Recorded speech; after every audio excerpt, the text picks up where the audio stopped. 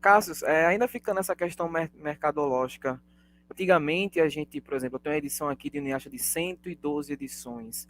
Antigamente os mangás eram mais longos. Hoje em dia as editoras estão querendo encurtar, fazer versões 2 em um, 3 em um. E se o mangá for muito longo lá fora, tipo, nem cogita trazer, né? O que aconteceu com o mercado para ter essa mudança? Tenta explicar para a gente, tu que passou por todo esse processo. Foi crise de livraria, foi crise de papel, foi o dólar alto, foi tudo isso e muito mais, enfim. Tenta explicar para a gente o que aconteceu. É tudo isso e um pouco mais. O que acontece é que, assim, existe uma. Bom, vou primeiro começar com a teoria das publicações, tá? Tudo que é fascicular tem curva de venda. E nada que é fascicular tem curva de venda ascendente. É muito difícil que algo tenha uma curva de venda ascendente. Você começa do número um vendendo nada e a coisa cresce. É história que continua, né? Fascículos que continuam. A menos que você tenha brinde no meio ou alguma coisa assim. Então, isso vale para jornal, para revista, para quadrinhos em geral, né? O que acontece é assim: você normalmente começa com uma tiragem alta, então naquela época você tinha tiragens de mangá de 100 mil exemplares. Na década de 80, você tinha quadrinhos com tiragens de 400 mil exemplares. Então você começa com uma tiragem dessa, e aí, quanto mais longa é a sua série, e dependendo do sucesso dela, da força dela, você vai tendo uma curva de venda descendente. A curva pode ser mais devagar ou pode ser uma curva maior, dependendo se tem desenho na TV, se é tipo Naruto, sei lá, devia vender, não era nosso, mas assim, só chutando, eu nem sei número, tá? Eu vou só para dar um exemplo. Sei lá, começou, vendeu 100 mil, depois vendeu 98, depois 97. Agora, você tem outros que você vende 100 mil, no número 2 você vende 50. Pode acontecer. As pessoas podem comprar o número um, não gostar e não continuar, né? Você pode ter uma queda acentuada. E aí você tem que acertar a sua tiragem. Bom, isso é uma regra de mercado, tá? Sempre foi assim. O que acontece é assim, desde 80, depois 90, desde a década de 70, eu diria. Eu falo isso nas minhas aulas também. Lá na década de 70, mesmo 80, o que as pessoas faziam para se divertir? Liam, tinha televisão com alguns poucos canais, então via um desenho na TV, ouvia talvez um disco, uma fita cassete. Ali na metade da década de 80 aparece o videocassete, que não era todo mundo que podia ter, e aparecem os primeiros videogames, Atari, etc. Você começa a ter a evolução da tecnologia. Então aí vem os melhores videogames, internet, é, que mais? Celulares, smartphones, é, e TV a cabo, streaming, mil outras coisas. Então, tudo isso compete com a leitura. Então, você vai perdendo leitores. Isso é um fenômeno mundial, não é só brasileiro. Só que, como no Brasil a base de leitores é menor, a gente investe muito pouco em educação, a gente nunca investiu em educação de verdade no Brasil, né? Fora umas coisas pontuais, não se investe em cultura na acepção maior da palavra. A queda, então, assim, você não é um negócio muito grande e você cai. Para vocês terem uma ideia, no Japão, ó, isso vou dar um número muito antigo e defasado. Em 2003, quando eu estava na Conrad ainda, eu li uma matéria que falava que 53% das pessoas no Japão liam jornal diariamente. 53. Eu fui olhar o número do Brasil, 3% das pessoas liam um jornal todos os dias. 3. Essa era a diferença. Depois, quando eu já estava na JBC, eu li uma outra matéria que as editoras estavam preocupadas no Japão com a queda na venda das revistas semanais. Claro que não são todas que vendem aquele absurdo, mas as maiores, a Jump, né, e as outras, vendem milhões semanalmente. Na matéria, a Jump estava preocupada que eles, em vez de vender 2 milhões de exemplares por semana, eles vendiam 1.800.000. Quando aqui no Brasil, nossas tiragens já eram de 30, 20. Então, assim, a diferença é muito grande de mercados. Então, para começar a explicação, tem essa diferença enorme, a concorrência e tudo vai caindo.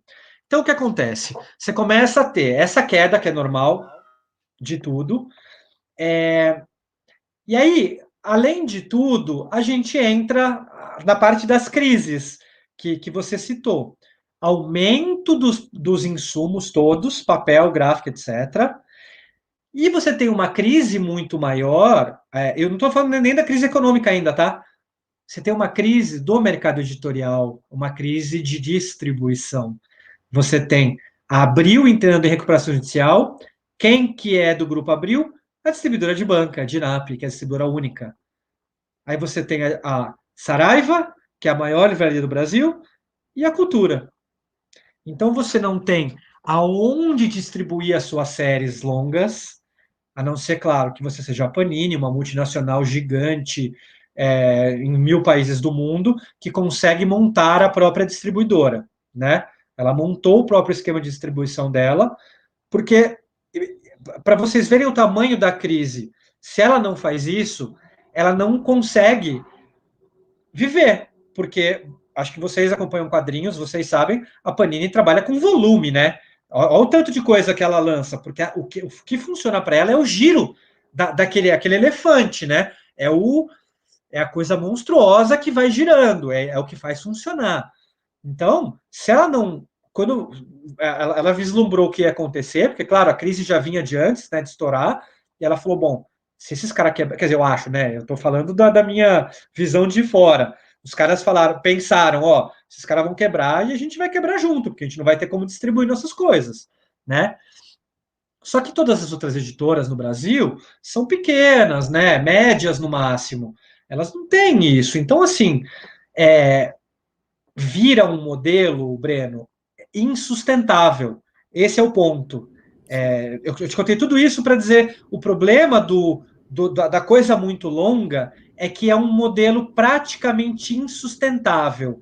E aí, quando você pensa que as editoras cada vez mais querem ser profissionais, a JBC sempre foi assim, o que eu vou dizer, porque eu trabalhei lá, eu posso dizer, mas as outras eu vejo isso também. Ninguém quer mais lançar algo para parar na metade. Todo mundo sabe o quanto isso pega mal com os leitores, pega mal com o licenciante. Então, na hora de você fazer um planejamento, que você vai lançar um negócio que vai ter 100 volumes, cara, só de falar me dá um arrepio. Porque eu penso, como que eu vou viabilizar isso? Porque, além de tudo, quando você está na internet, claro que os fãs vão querer, né? A galera vai falar, não, eu vou comprar, todo mundo vai comprar. Ó, eu fiz um abaixo assinado aqui, ó. Eu e meus 20 amigos aqui, ó, todo mundo vai comprar, né? Só que aí, as pessoas... Aí vem uma pandemia, aí as pessoas têm que pagar a faculdade, aí a pessoa perde o emprego, ou ela casa, ou ela tem filho, ou a vida acontece. Ou ela cansa daquele mangá. E ela para de comprar. Claro, porque não é um item de necessidade básica. E a editora tem que se precaver disso. Então, as editoras começaram a ver, e assim, né, essa parte eu posso falar da JBC, o caminho que eu vi, que eu vislumbrei quando eu estava lá e eu comecei a mostrar para eles, foi esse caminho, Breno, de você fazer coisas big, de você diminuir o número de volumes. Você imagina a gente conseguir lançar o Pum Pum aqui no Brasil, na versão normal dele, sabe? Ia ser muito difícil. Quantos volumes eram? É um mangá pesado, é um mangá difícil, sabe? Mas aí, quando eu falei, expliquei para o Japão como a gente ia lançar, expliquei na editora, pô, eu tive que convencer a JBC a gente lançar Pum Pum, porque não é um mangá fácil, né, gente? A editora japonesa, para vocês terem uma ideia, a gente falou, ó, a gente queria lançar Pum Pum tal, não era editora, era a agência que falou com a editora, né? Aí eles falaram, não, ó, tá disponível tal, mas vocês têm certeza que vocês querem lançar? Porque esse mangá é um mangá pesado. A gente falou, não, a gente quer lançar. Aí eles falaram, não, ó, a editora falou o seguinte, a editora tá mandando a coleção completa para vocês dão uma lida, e aí vocês dizem se vocês querem mesmo fazer a proposta pra gente. A editora é japonesa. Então, você vê, tem tanta coisa envolvida, né? E eu tentei falar, Breno, muito por cima do que leva as editoras a isso. Então, assim, tudo isso pesou, tudo isso pesou. E claro, o papel ser mais caro, então é quase impossível você lançar hoje. Ah, é assim, tem uma outra coisa. Para você lançar uma tiragem grande, você tem que ter uma distribuição grande. Então, para você tentar conseguir um preço razoável de capa, você tem que ter uma conjuntura. Você tem que ter uma tiragem muito grande, um preço de papel não tão caro, um conjunto de fatores que faça com que aquele mangá seja barato, seja mangá ou quadrinho ou whatever, seja distribuído para muita gente e tenha uma vida, ele seja longo e tenha uma vida longa. Esse modelo de negócio, além de tudo, não é um modelo de negócio mais sustentável no Brasil dos dias de hoje. Porque também a gente não tem reciclagem. Então, assim só para mandar para a banca e mandar para o Brasil inteiro, você já tinha que saber que você tinha que estimar uma perda de 20% da sua tiragem. Então, se você uma tiragem de 20 mil, 30 mil, 50 mil, você tinha que saber que pelo menos 20% já nem ia voltar, você ia jogar fora. Então, assim, é um modelo de negócio que ficou antigo. Só que Dinap, livrarias, etc., sentaram nesse modelo antigo de negócio. Isso sim, eu estou passando muito por cima, tá? Tem muito detalhe aí. Até ele estourar. Só que aí não se criou um modelo novo. E aí todo mundo teve que sambar para ir. Claro, não se criou. Várias editoras já foram indo para um caminho diferente, né? Sim, Se você curtiu esse vídeo, não esquece de conferir a entrevista completa aqui no Sobrecapa, galera. Valeu!